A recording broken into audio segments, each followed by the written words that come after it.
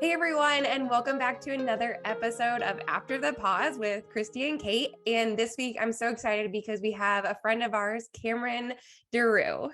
Christy, will you just introduce her a little bit? You have a little bit more connection than I do, and then we'll go from there. Yeah, no, Cameron, super excited you're here with us. It's funny to say that I have a little bit more connection because we haven't actually ever met either. And this is our first time chatting outside of email, which is Yeah. amazing. But I think that just speaks to where we were able to connect. So we are both under the same umbrella organization in the US called The Cause. The Cause is an org that supports missionaries and ministries all over the world. So we're a collection of people who have built a community, get to collab with each other, and get to hear about each other's ministries. And you were one that happened to stand out to me when I was checking stuff out at The Cause. And I was just like, I don't know who this is, but I really love what she's doing. And I just want to be a part of it. So that's how we know each other, not know, but we're getting to know. Yeah, through that. So, I mean, I'll toss it to you because you can tell your story better than either of us can. I know that you founded or created your current organization, Boldly Authentic, just over 2 years ago now, right? Yeah. Yep. Okay. So yeah, take us through like one, what is that? Just what are you doing in general? Who are you? Yeah. So I'm super excited. I love podcasts. I love talking to people. I love making connections. My name's Cameron. I live in San Diego, California. Yeah. So let me start from the beginning. I did not grow up in a Christian family. My childhood was really, really hard, actually. I had, broken family, spirit of addiction, abuse, poverty, all the stuff. And because of that, school was really my outlet.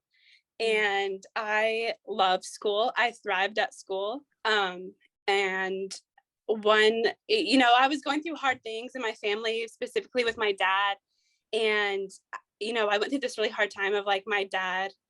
At 13 years old, my dad said, I don't really want to be your dad anymore. And he chose, a new wife and, just like the lifestyle of drugs and partying and all that stuff over being my dad. And so for the first time ever in my whole life, I stayed at one house for more than a week when I was 13 because I was constantly moved around a lot as a kid. And it was a really hard time. And I was just starting middle school and my best friends so happened to be Christian. And, when I was 13, I was like radically saved and turned my life to Jesus, not even fully knowing what that meant.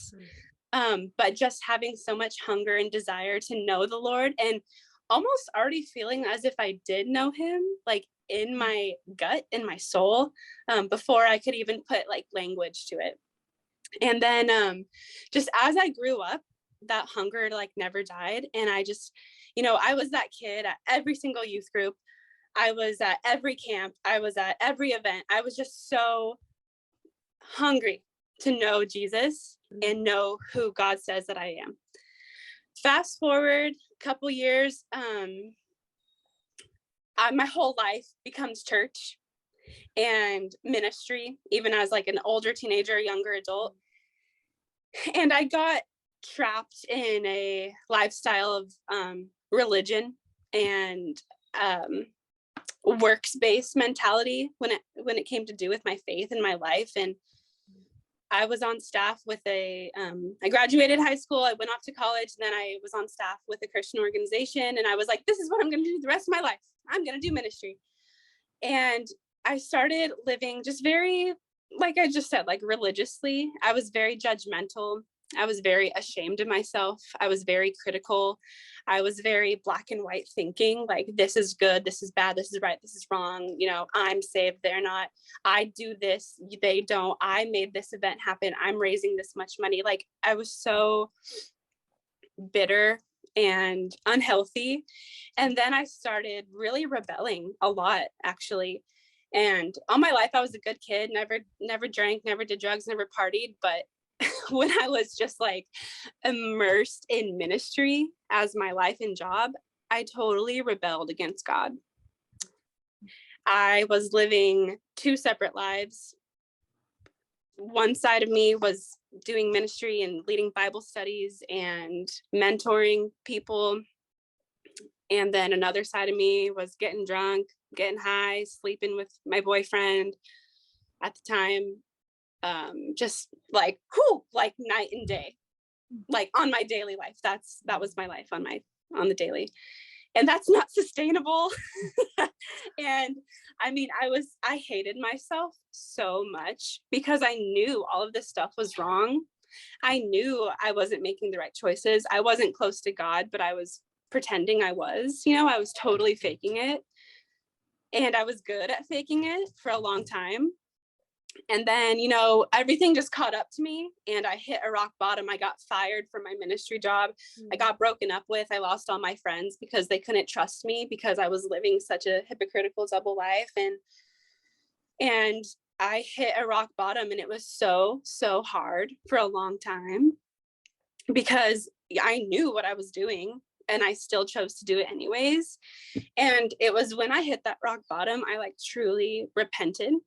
And I asked Jesus, I was like, I never want to do this again. I don't want to live two lives. I don't like the hypocrisy. I don't like what I created. It all crashed and burned because I wanted to be on the throne and I wanted to be in control and I wanted to see what I could do in my own strength. And after that, I went through a season of, I call it my season of silence.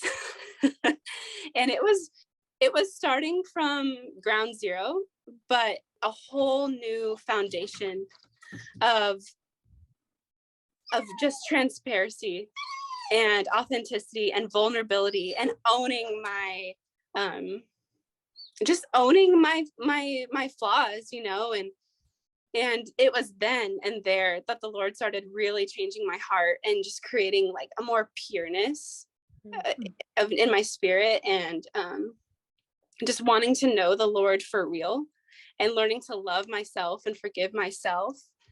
And it was out of that overflow that I started communicating like bits and pieces of my story, even from like the abuse in my childhood, and then, living as religiously and critically, and the hypocrisy and the double life, all of it. I just started sharing my story like crazy because I found freedom, and it's when you find freedom, that's when the Lord is like, okay, yes, like this is good. I'm going to use you now. So I started sharing my story, and I'm a big journaler. I've written everything down, for years and years and years. And I love to go back and see, but that's a whole other point. But after sharing my story so many times, and I didn't stop, and I still share my story a lot, I realized I wasn't alone, and that in fact, a lot of people have gone through a lot of similar things as I have, especially when it came to the ministry side and living, several lives, hidden lives, living in shame, living in fear, living in anxiety, depression, all this stuff. And I said, okay, I'm not alone here. And my life was totally rocked upside down. And so what am I going to do about it? And so I wanted to start my own ministry because I wanted to reach the person I was when I was younger. I wanted to, and this is what I do. So I created Boldly Authentic, and Boldly Authentic's mission is to equip and empower young women to be bold in their faith and live true as themselves. And so I hit a lot on identity because for years, even as a believer, I had no idea who I was. And you don't really know who you are until you know who God is. And so like the ministry I've created, and I'm still creating, it's a process, starting something from the ground up. It's hard, but it's worth it. I hit a lot on identity, and not only our identity, but God's identity. First and foremost, God's identity, the names of God, his truths, the power of the Holy Spirit. And so, yeah, that's what I'm doing now. I raise support, I host events, I disciple people, whoever may come my way. I don't like to put so much structure to it, even though that I could use more structure. Probably. I'm not a very structured person. I'm more of go with the flow, very like prophetic, but I could use more structure. Yeah. So I have this vision of building a ministry, a nonprofit, a brand, whatever you want to, see it as and call it, of just young women truly being poured into and unconditionally loved and empowered and equipped to be who they are and to know who God is and to go out in the world and share it with others. Like, I want to see like a warrior, a army of warrior women just so on fire for the Lord because they know who they are and they know the power they have and they know that, the name of Jesus does not die, So that's what I'm doing. That's what I'm building. And it's been a journey. It has been a journey because it's almost as if like, I was like, all right, God, I'm going to start this and we're going to do it and let's go. And he's like, no, I'm going to start with you. I'm going to start with Cameron first and then it can grow. And so almost exactly since I've launched Boldly Authentic in May of 2020, I'll just let that sit in, COVID. I was like, man, ministry, bam, COVID. I'm like, okay. I have gone through so much healing, specifically like inner child healing. I get life coached, I get heart coached. I've been delivered from so many things. I almost think like the first couple years of this ministry has been only for me. Because I have such a big vision for this. And anything is only as good as their leaders. And I will never be someone to ever live how I was living again from the past. I want to make sure that I'm healthy so this ministry can be healthy. Yeah. That is amazing. Wow. Your story is remarkable. And it's really remarkable to just hear like what God has done in your life. Like, absolutely. Like, I can understand and respect like those ups and downs. Like, we are just constantly becoming. And I love what God is doing. Also, your vision for this ministry. I'm like, yes, great. How can we be a part of it? Because I feel like that's so much of our hearts too. And I know that just there's so many people I know that would get behind that vision. And I love what God is doing. I can't wait to see what happens in the future. Yeah, thank you. It's been really exciting. Wow. That is amazing. Yeah. So right now, is it kind of in just the early growth stages, or where are you guys at with ministry right now? Yeah. So I've hosted events in the past. I haven't hosted events in a while, but I try to host an event, just get girls together, women together, for a time of like encouragement, worship, prayer, prophecy, about every 2 months. So every quarter about, and I have a podcast and I meet with girls one-on-one. And yeah, I also love plugging. I also love resources, I don't want to ever feel like it's all on me, because that's not true, so even just like connecting people in the church, being a leader in my local church, connecting people to go to a local church, even just like homeless outreach, tangible needs, physical needs, just whatever, whatever's presented in front of me, I like to take. That's amazing. Yeah. Wow. I feel like I could just talk about like this ministry that you're doing like the whole time.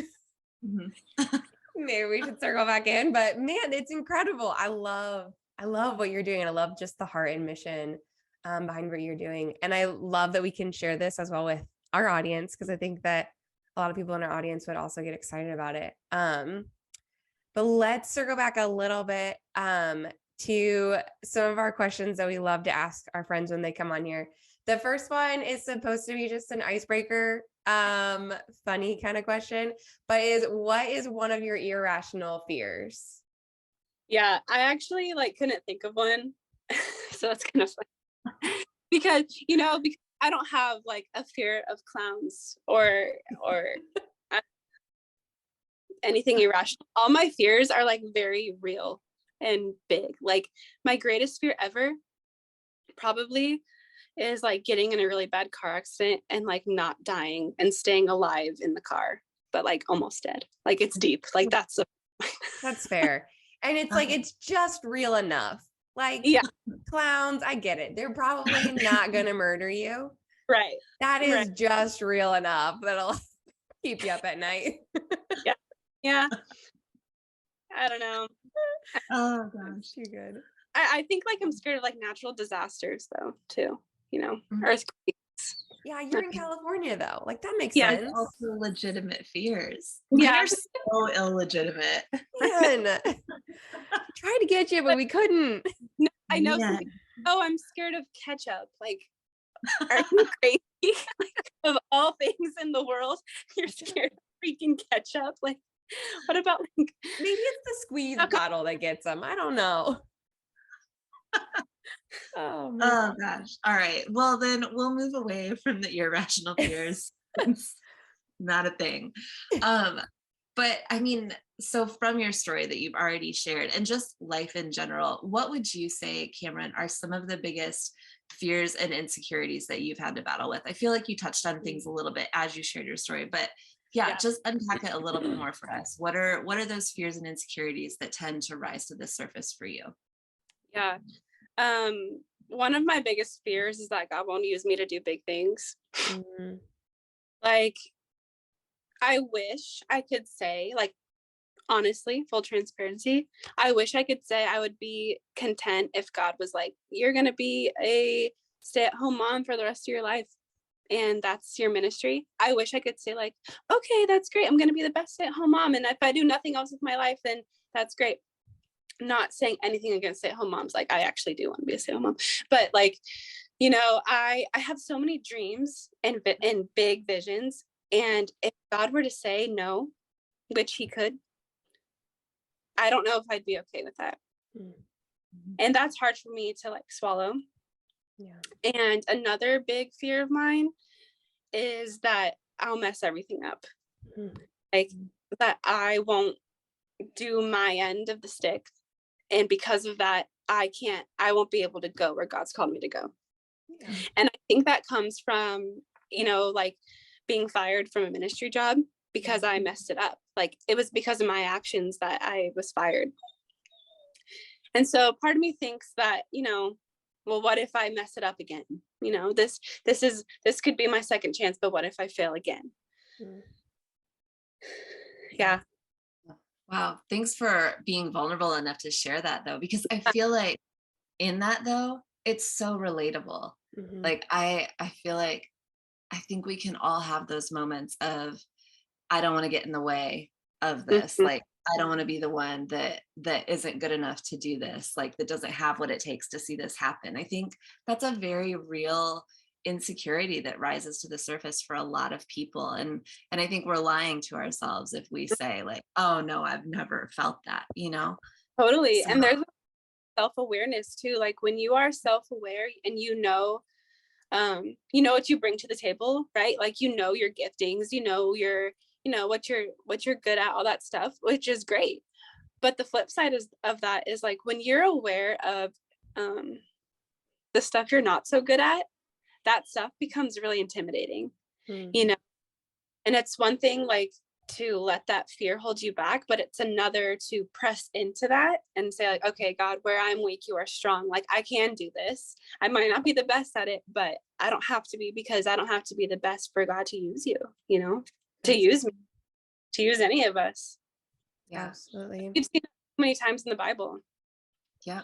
where Yeah. people are not as strong, and it's in that weakness that actually the Lord comes through time and time again.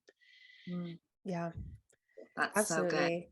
Yeah. And I think too, like, I mean, just like moment of vulnerability for me, like that first fear that you talked about, I relate with that a lot. I think that's what pushes me in like a lot of things that I do. That's just like, I don't want to get stuck in something that feels too small to me. Like, Yeah. not that it's too small or not like it's not that it's insignificant. It's just for some reason in my mind, it's not significant. And so that fear of like, what if that's what God calls me to? Like, that feels real. Like, and I don't think I've ever put that into words, but I can 100% relate to that too. Yeah. Yeah. And that I've asked God, like, God, change my heart. Mhm. If this is what you have for me, whatever you have for me, make it be enough for me, Yeah. satisfy me. Yeah. Because even saying that out, like right now, like, satisfy me, Lord, that's hard for me. That's hard for me. I don't know. Are you guys familiar with the Enneagram? Yeah. Are you a 3? I'm a 7. Oh, okay. Okay. I'm a 7. And if you don't know, like, the core desire for the Enneagram 7 is to be satisfied. You know, 7 struggle with gluttony, not just from food, but with life. Like, there's a lot of FOMO happening. Like, you want to do it all. You want to do it. You want to have fun. You want to do this. You want to do that. Like, you want to experience all that there is to experience. And I think that even ties back to, like, my irrational fear. Like, if I ever got in a really bad accident and physically held back, you know, like, you know, you hear people becoming like paralyzed and brain dead, like all that stuff, I would feel so trapped. Yeah. And it's being trapped mentally, emotionally, physically, spiritually. Ooh, like, oh, I don't want anything to do with that. Yeah. So it's interesting. I don't think I've ever said that out loud either, actually. I don't even write it down. Yeah. I love it. I love you bring a different kind of vulnerability to the conversation. And I just found myself like really valuing this. So thank you for being willing to do that. I feel like I love like with what you shared about some of the insecurities that rise, that like immediately there's this response that you have to the Lord of like, okay, so, but help me to be content, help me to whatever it is. So to some extent, I feel like you've kind of answered a little bit of this question, but with those fears and insecurities that come, just what are some ways that you have found to just practice courage in your everyday life? Like, what does that look like for you? Yeah, for me, that looks like showing up. Showing up no matter how you feel. Something that I really had to learn is like, my feelings aren't truth.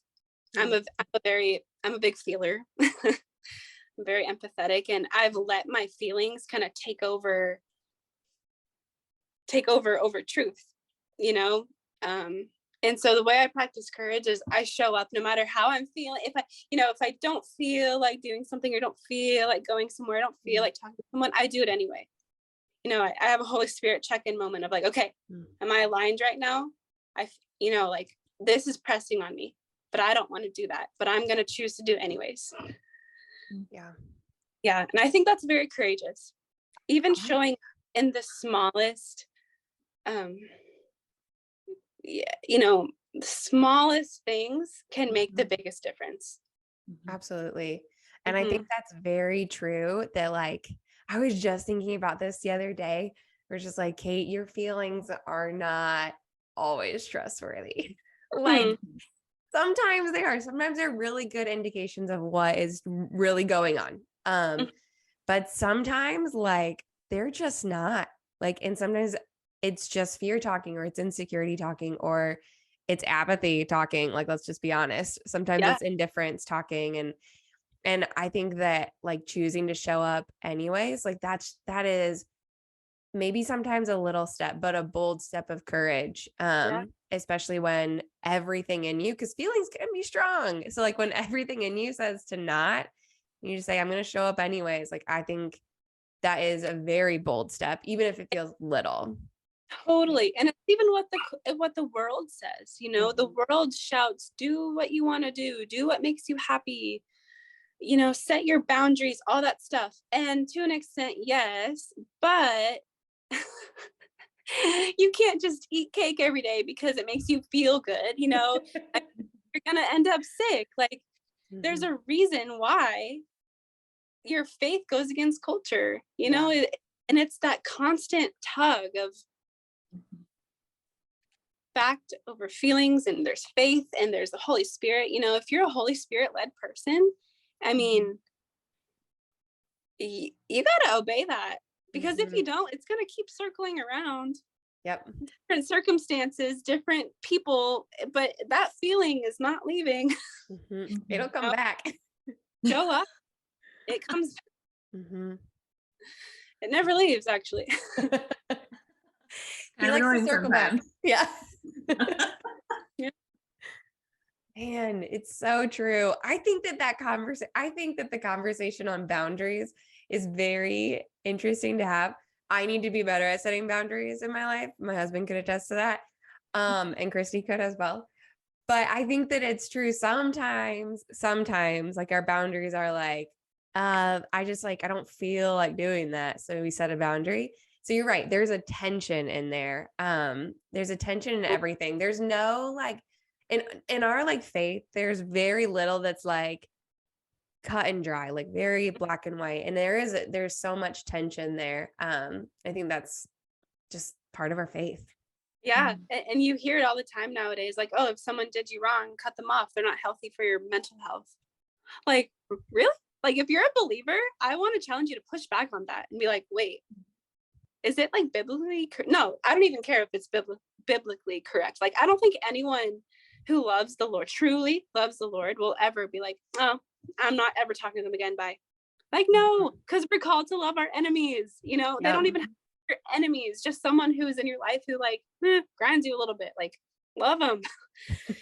You know, It's people true. are so quick to just protect themselves and do what they want, but that's not a life like Jesus. Yeah. It's not. No, So not at all. it's courageous to love people when you don't even like them. It's courageous to show up, feel like it. It's courage, you know, to set these little things, but they make such a big difference. Yeah. Courage doesn't have to be loud. Mhm. It can be quiet. It can be a whisper. That's still courage. Yeah. I love Oh, that. that's good. Courage doesn't have to be loud. I want I to get would that on a like that. pillow. Yeah. Courage doesn't have to be loud. Honey, we're getting it on a pillow. On a t-shirt. On a I sticker. know. Come on. That's so good. But it's so true. It's so true. So, one of the last questions we love to ask people is, let's imagine we're sitting down with one of our friends and they want to figure out how I want to live more courageously. What piece of advice would you give that man, that woman, probably woman because they're friends of women. But what kind of piece of advice would you give somebody that wants to live more courageously? Yeah. I would just say start. You know, just do it. Just start. It's not hard. Do one thing a day, you know, that scares you, or, you know, as they say, or that's more courageous, that you feel pressed to do. Just do it, you know. I'm a 7, but I'm a 7 wing 8. So I'm just like, no, do it. Let's go. Like, why are you sitting here thinking about it for so long? Let's just do it. Like, text the person, show up to the event. Yeah. You know, say hi to the stranger. It's okay. Just start doing it. Yeah. You know, we run out of time, you know, like when you love the Lord and you want people to know his love, like we almost have to live in like these are the end times. Like, if I were to die tomorrow, would I regret not doing that? Mm-hmm. And if you do, and if you think that, that's probably something you should do or start doing, you know? Yeah. Man. Good. Just do it. Nike. Be like Nike. So much is good. I know Nike technically owns the phrase, but we can still use it because it really is like true. I feel like it sounds like we're trying to make such a simplicity to it, but it's because it is. Like, that's what it boils down to. It boils down to a step. And I feel like that's the thing we continue to come back to as we chat with people time and time again. Like, it's a step. Like, it doesn't have to be a big one. It can be small, but that step is courageous and it unleashes courage to then take the next one and the next one and the next one. And so, as Nike says, just do it. Just do it, man. Yeah. No, absolutely. Sometimes we get stuck in our own heads, and it truly is just one little step. I feel like I'm saying that to myself right now in life. I'm like, Kate, just one step. And I'm like, yeah, but yeah, it really is just one step after the other. Man, this has been so good. I say this every time, but I could keep talking to you guys forever. Unfortunately, people probably don't want to watch us forever. I think we're awesome, but Cameron, thank you so much for joining us. How can people stay in touch with you? Is there any way that people can get involved right now, or just tell a little bit about how they can stay in touch? Yeah, so my Instagram handle is boldly authentic. That's my ministry one, also my personal ones at Cameron deRue. Facebook, website, boldlyauthentic.net, all the things. I'm easy to That's perfect. Guys, check her out. We'll also have links to her socials and website, all that in the show notes below. But yeah, we're just so grateful that you joined us this week, Cameron. Thank you so much for just sharing your story and your heart. Thank you. Yeah, guys, we are taking a break after this episode. The holidays are coming, so we've got lots of ministry stuff going on and some family stuff. So we're taking a break in December, and we'll hop back on with you guys the start of the new year. It'll be great. We're still figuring out what it's going to look like, but we're going to be back here and it's going to be awesome. You know what is an amazing Christmas gift, Christy? What, Kate? Our book. Listen, if you have not purchased your copy of A Place Called Bravery, you can grab that wherever books are sold. They are amazing Christmas gifts. If you would like a signed copy, please don't hesitate to reach out. We have a few signed copies, but you must contact us for those. But you can check out A Place Called Bravery.com. You can reach out there. Right to our contact page. You can also get a free ebook at A Place Called Bravery.com. And yeah, I think that about wraps up. I lost my train of thought there at the end. You're just getting the real deal, everybody. But we are just so excited to be with you guys. We will not see you next week. We will see you at the first of the year. So thanks for joining us, everyone.